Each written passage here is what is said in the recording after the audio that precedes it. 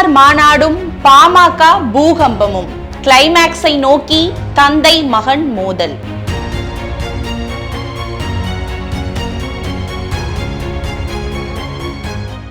August 10ஆம் தேதி பூம்புகாரில் வன்னிய மகளிர் பெருவிழாவை நடத்துவதில் தீவிரமாக இருக்கிறார் மருத்துவர் ராமதாஸ்.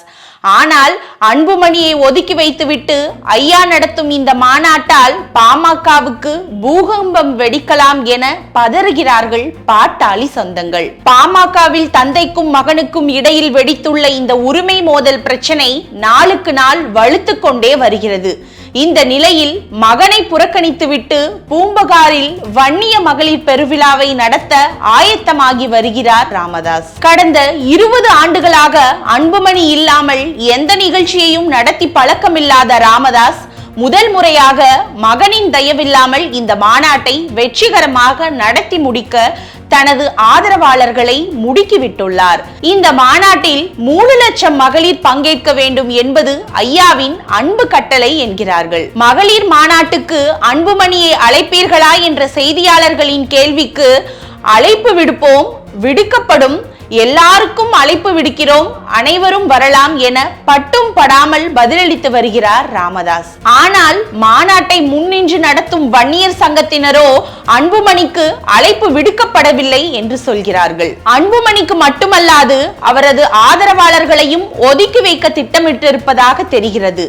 ஆனால் மகளிர் மாநாட்டில் அழைப்பில்லாமல் அன்புமணியும் அவரது விசுவாசிகளும் கலந்து கொள்வார்களா என்ற கேள்வியும் எழுந்துள்ளது. இது தொடர்பாக சேலம் மேற்கு மாவட்ட எம்எல்ஏவும் பாமக ராமதாஸ் அணி மாநில இணை செயலாளருமான அருளிடம் கேட்டபோது மகளிர் மாநாட்டுக்கு அன்புமணிக்கு அழைப்பு விடுக்கப்பட்டதா இல்லையா என்பது குறித்து ஐயாவுக்கு தான் தெரியும்.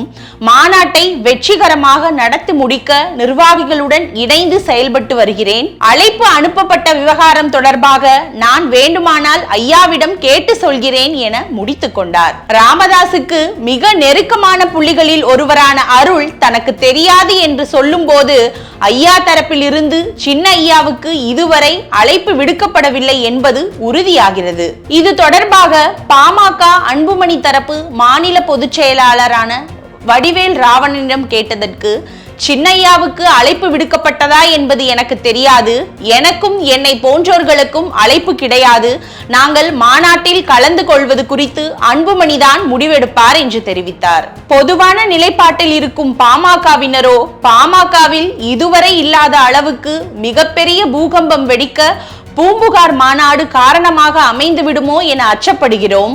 அப்பாவும் பிள்ளையும் போட்டி பொதுக்குழுக்களை கூட்டி ஒருவருக்கு ஒருவர் எதிரான நிலைப்பாட்டை எடுக்க திட்டமிட்டிருக்கிறார்கள்.